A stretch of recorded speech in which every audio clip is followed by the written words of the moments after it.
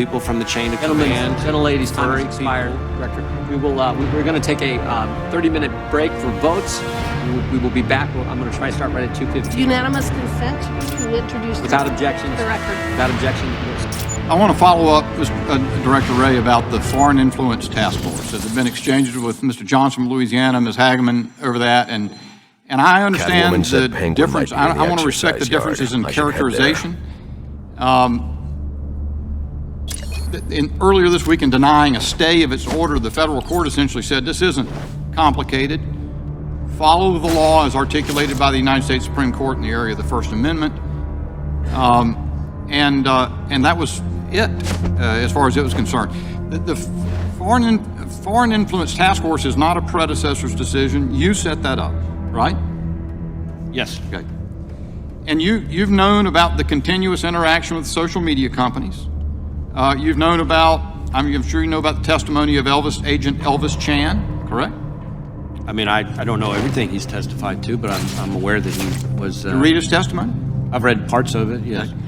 And there were thousands of posts that were flagged to the social media companies. These meetings with social media continued across time on a periodic basis. And this court has found, and I understand where the point of disagreement is, I guess, at this stage is, but I believe it's fairly common sense, that if you've got a constant, expectant suggestions from the FBI to social media companies with respect to social media posts, at some point in time it becomes a government decision or it becomes coercive in nature. That's what the courts preliminarily found. That apparently is the line you decided to walk in setting this up. Today, it's sort of striking that you come in and you sort of casually acknowledge that, among other things, that we did pass through, I think you said, information from the Ukrainian SBU to social media, as if it's normal for the FBI to serve effectively as the agent of a foreign power, to help pull information out of circulation to which Americans otherwise would have access because the Foreign Intel Service doesn't like it.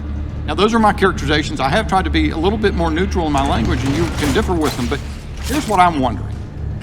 Why would you walk that fine a line with respect to Americans' fundamental constitutional rights at scale, especially with knowledge of past abuses by the FBI like COINTELPRO? You said earlier that the FBI wasn't even concerned about disinformation per se, but the foreign origins of the information. Now we got him.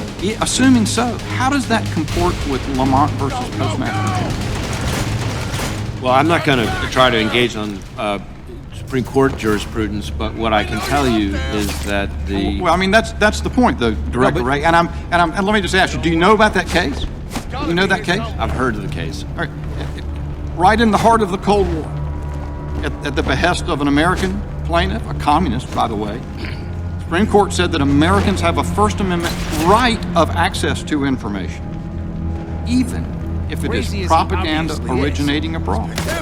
And in that case, the United States Postal Service could not intervene. Do you know that, in essence?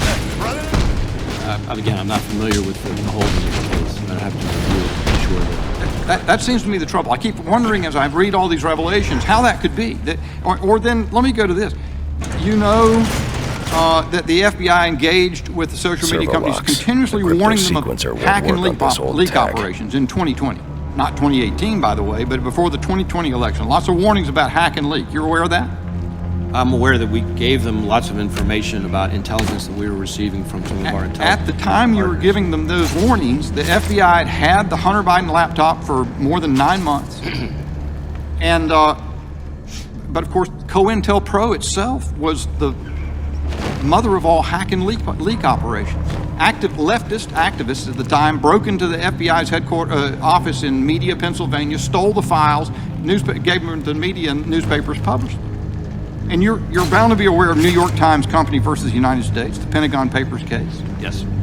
That says that even if information has been stolen or inappropriately taken, that you can't get a prior restraint in almost any circumstance to prevent their being distributed. So how is it that your Foreign Influence Task Force is out warning of hack and leak operations to innocent, not involved in the hack, that would be criminal, but or social media organizations where information may be circulated? Well, first off, we're not engaging in any prior restraint.